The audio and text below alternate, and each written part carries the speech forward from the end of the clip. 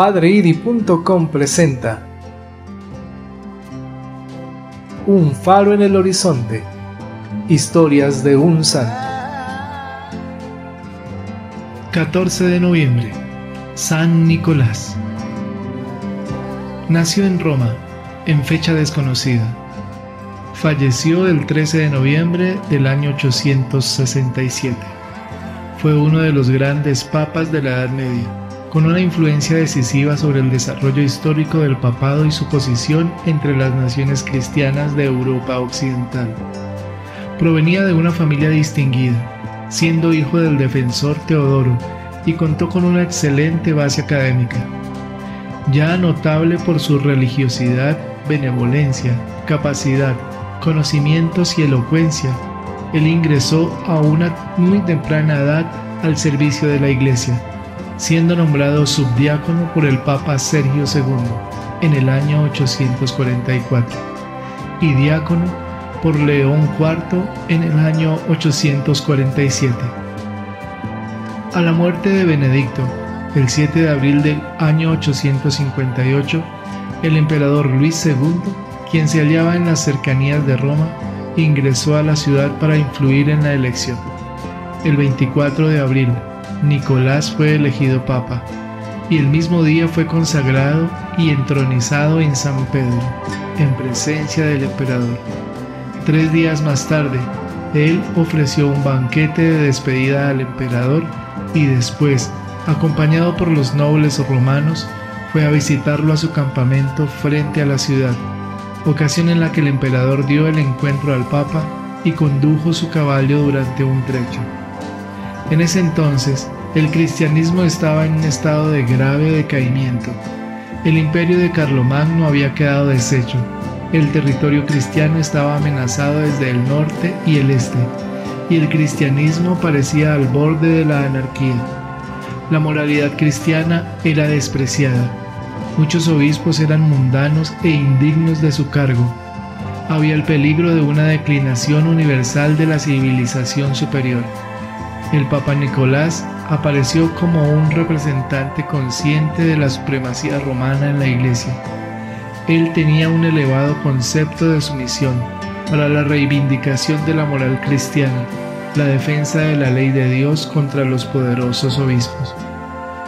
El arzobispo Juan de Rávena oprimía a los habitantes del territorio papal, trataba con violencia a sus obispos diocesanos, les exigía dinero injustamente y encarcelaba ilegalmente a los sacerdotes. También falsificaba documentos para sustentar sus reclamos ante la sede romana y maltrataba a los delegados papales. Dado que las advertencias del Papa no daban resultados y que el arzobispo ignoraba 3 veces los llamados para que se presentara ante el tribunal papal, fue excomulgado. Habiendo primero visitado al emperador Luis de Pavia, el arzobispo regresó a Roma con 2 delegados imperiales, donde Nicolás lo citó ante el sínodo romano reunido en el otoño del año 860. Ante esto, Juan huyó de Roma. El Papa fue en persona a Rávena, donde investigó y normó con justicia todo lo que era necesario. Al apelar nuevamente ante el emperador, este recomendó al arzobispo que se sometiera al Papa, lo que hizo en el sínodo romano de noviembre del año 861. Sin embargo, posteriormente, este arzobispo pactó con los arzobispos excomulgados de Trier y Cologne, por lo que nuevamente fue excomulgado y nuevamente forzado a someterse al Papa. Otro conflicto se produjo entre Nicolás y el arzobispo Igmar de Reims. Esto tenía que ver con las prerrogativas del papado. El obispo Rotat de Soissons había apelado ante el Papa contra la decisión del Sínodo de Soissons del año 861, que lo había depuesto. Igmar se opuso a la apelación ante el Papa, pero eventualmente tuvo que reconocer el derecho del Papa de tomar conocimiento de causas legales importantes y opinar sobre ellas. Otra disputa se produjo entre Igmar y el Papa, por la elevación del clérigo Wulfat a la sede arzobispal de Bourges, pero también aquí Igmar finalmente se sometió a los decretos de la sede apostólica y los sínodos francos emitieron las ordenanzas correspondientes. Nicolás demostró igual celo en otros esfuerzos para mantener la disciplina eclesiástica, sobre todo en lo referente a las leyes sobre el matrimonio. Ingiltrud, esposa del conde Boso, había dejado a su esposo para irse con su amante. Nicolás ordenó a los obispos en los dominios de Charles de Bold excomulgarla a menos que se regresara con su esposo. Ya que ella ignoró las citaciones para presentarse ante el Sínodo de Milán en el año 860, fue excomulgada. El Papa también se había envuelto en una desesperada lucha acerca de la inviolabilidad del matrimonio con Lothar II de Lorraine. Lothar había dejado a Tauberya, su legítima esposa, para casarse con Waldrada. En el Sínodo de Achem, el 28 de abril del 862, los obispos de Lorraine, sin importarles sus funciones, aprobaron esta unión ilícita. En el Sínodo de Metz, en junio del año 863, los delegados papales sobornados por el rey confirmaron la decisión de Achem y condenaron a Tauberya en ausencia. Ante esto, el Papa llevó este asunto ante su propio tribunal. Los arzobispos Guthard de Cologne y Turgot de Thiers, que habían llegado a Roma como delegados, fueron llamados a presentarse ante el Sínodo de Laterán en el octubre del año 863, donde el Papa los condenó y destituyó, al igual que a Juan de Rávena y a Gano de Bergamo. El emperador Luis II hizo suya la causa de los obispos destituidos, en tanto que el rey Lothair avanzó sobre Roma con su ejército y puso a la ciudad bajo sitio, debido a lo cual el Papa se vio confinado y sin alimentos durante 2 días en San Pedro. No obstante, Nicolás no cedió en su determinación. El emperador, luego de reconciliarse con el Papa, se retiró de Roma y ordenó a los arzobispos de Thiers y Cologne que regresaran a sus lugares de origen. Nicolás nunca dejó de intentar que se reconciliaran Lothair y su esposa legítima, pero sin lograrlo. Otro caso matrimonial en el que intercedió Nicolás fue el de Judith, hija de Charles de Bold, quien se había casado con Baldwin, conde de Flandes, sin el consentimiento de su padre. Los obispos francos habían excomulgado a Judith y Ignard de Reims estaba en contra de ella, pero Nicolás les pidió ser indulgentes para proteger la libertad de matrimonio. Él, en muchos otros asuntos eclesiásticos, también emitió cartas y decisiones y tomó medidas contra los obispos que incumplían sus funciones. En el tema del emperador y los patriarcas de Constantinopla, Nicolás se mostró como el líder de la Iglesia por designación divina.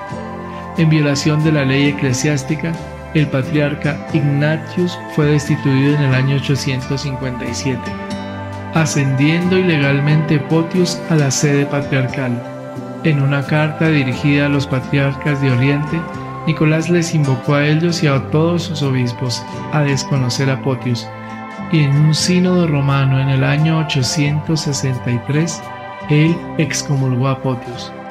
Él también alentó la actividad misionera de la Iglesia. Él aprobó la unión de las sedes de Bremen y Hamburgo y confirmó a San Ashar, arzobispo de Bremen, y sus sucesores como delegados papales ante daneses, suecos y eslavos.